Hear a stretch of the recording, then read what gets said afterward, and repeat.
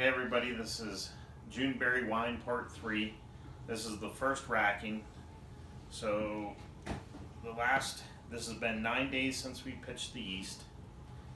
So we're going to take it out of its primary fermenter and put it into this 3-gallon carboy. So it smells like wine already. So let's just set this aside so I can clean it.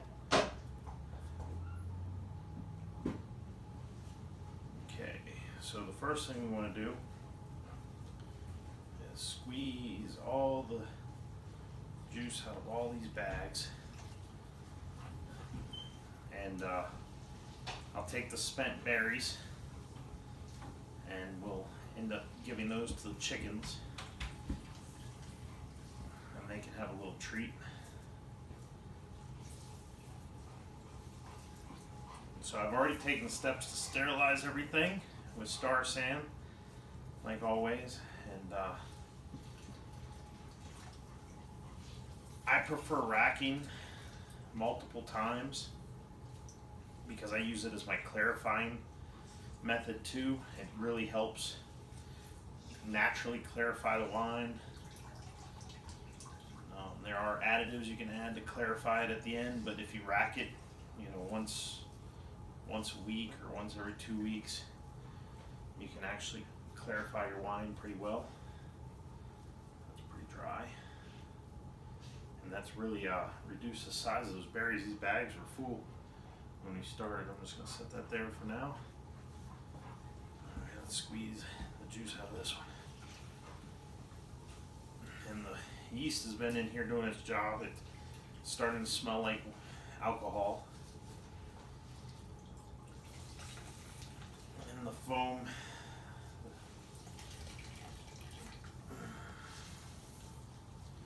squeezing pretty hard. I want to get every drop that I can out of there.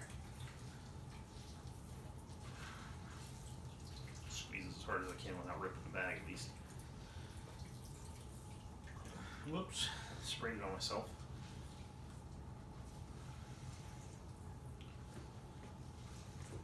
And that bag has a little tear in it. At the bottom, I don't think that's from me squeezing.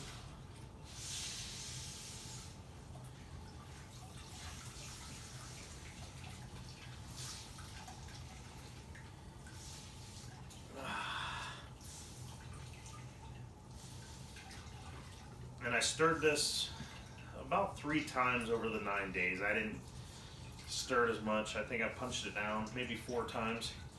I punched it down so that I could get the fruit back in the water or in the wine on the first and second day, and then I think probably every other day after that. So I think it was no more than 4. Alright, so now other than the bags, I carried this up here from our cellar a little bit ago and let it sit so that hopefully the sediment stays at the bottom. The reasons for racking are to clarify and get the sediment out, or get the wine off of the sediment. So, it's really bubbly in there. It smells good. It's a very interesting color, almost the color of a watermelon. So I gotta try not to stir it up. I want to leave the sediment, whatever's on the bottom. Hopefully get mostly liquid. And I see a few seeds or stuff floating around. So the one bag had a hole in it.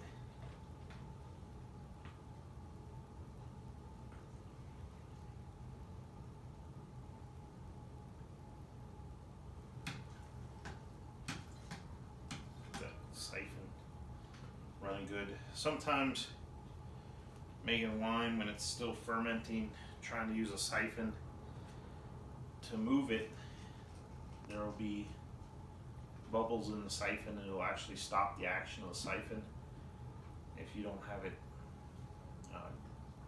good and full of liquid. but you gotta actually work at it every once in a while. So this is gonna take a few minutes, and this is all I'm gonna do.